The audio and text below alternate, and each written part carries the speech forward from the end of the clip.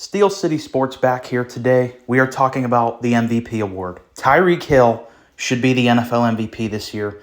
I know that this award always goes to quarterbacks. This has become a quarterback award, and the blueprint for being the NFL MVP is essentially being the quarterback on a one-seeded team. Whether it's the AFC or the NFC, you go back, look at the 5 past MVPs. It's been the quarterback on one of the one seeds. So I think you look at the top 3 candidates that are quarterbacks right now. I don't think they have any clear case to be MVP this year. You look at Brock Purdy, who's just now moved up to tied odds with Dak.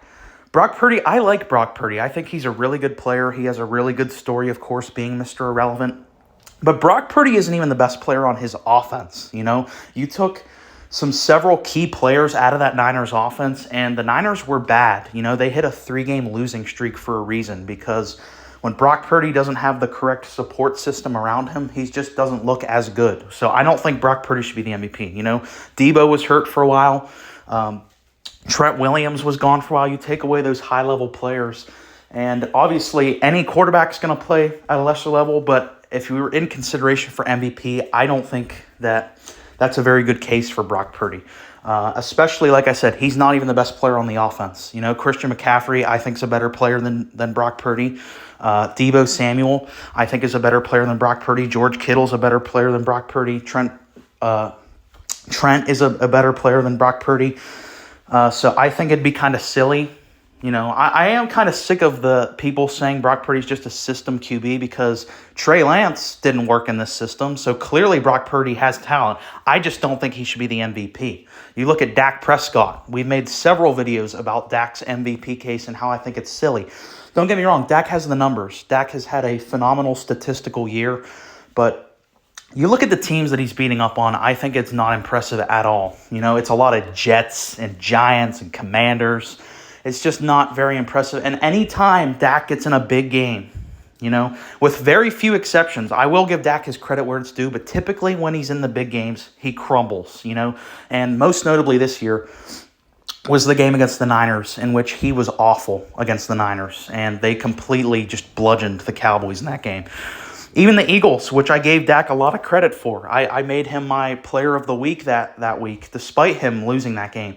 He still lost. You can be as good as you want individually, and he was great in that game, but his team lost the game, and that's ultimately all that matters, especially whenever you're trying to win the MVP award. The other quarterback in the race is Jalen Hurts, who I said in the midseason awards was my favorite to win MVP.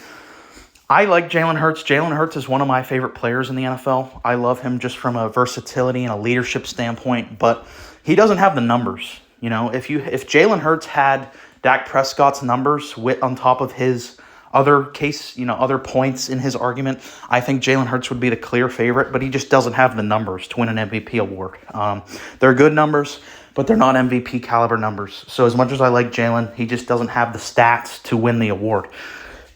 So with all this being said, all this contention between the actual real candidates, that raises for me, why shouldn't Tyreek Hill win this award? I think he's been when you just look at the name of the award, most valuable player, Tyreek Hill is that. He's the most unguardable offensive player in the NFL. It doesn't matter. Everybody knows how good Tyreek Hill. Everybody knows the Dolphins' game plan is get the ball to Tyreek, and yet they still can't stop him just because he's that elusive. He's the fastest player in the NFL. And he's on pace currently to shatter Calvin Johnson's record for most yards in a single season, and he's going to be the first wide receiver in NFL history to have 2,000 yards, which is unspeakable. The fact that we're going to witness a player do that. I don't think people scrolling through Instagram just see that and they're like, oh, that's cool. You don't understand how ridiculous 2,000 yards is for a receiver, because when a wide receiver hits 1,000 yards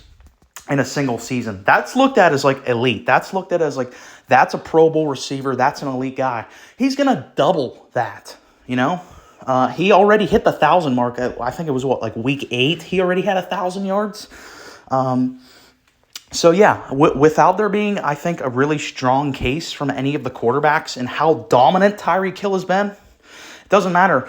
He's played some of the top defenses this year. It hasn't mattered. He's balled against every single team you put him up against. He's looked incredible.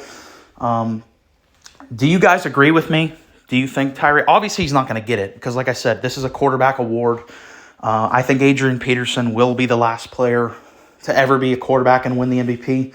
That'll be the last player to ever get it who doesn't play the quarterback position. So as much as I can rant and rave here about how Tyreek should get it, he's not going to get it at the end of the day because he's not a quarterback. So let me know your thoughts on all this. If you made it this far, I really appreciate you giving this a watch. Go ahead and like and subscribe.